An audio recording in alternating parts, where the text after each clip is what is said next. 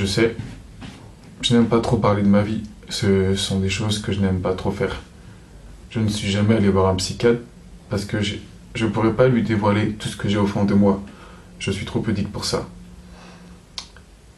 Mais j'ai fait un bon boulot avec moi tout seul. Je me suis construit par rapport à mes rêves et je m'en suis pas trop mal sorti.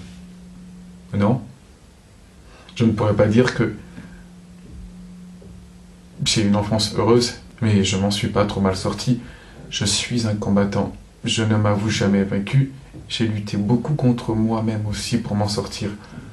Mon père était parti quand j'étais bébé.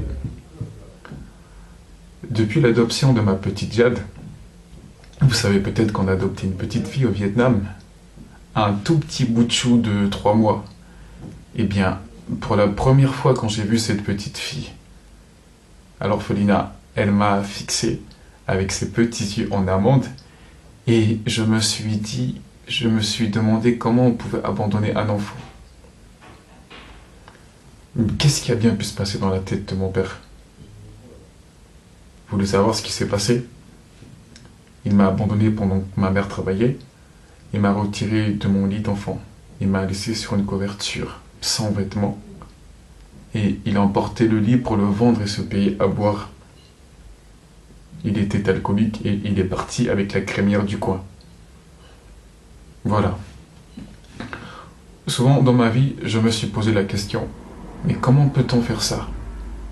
Je ne suis pas en train de lui faire des reproches, parce que si j'ai été choyé par un père, je ne serais pas devenu l'homme que je suis. Mais je pense au désastre intérieur de ma vie. Pendant des années, j'ai toujours désiré une vie de famille. Et je ne suis jamais arrivé à la construire. Quelque part dans ma tête, j'étais complètement déstabilisé par le manque affectif.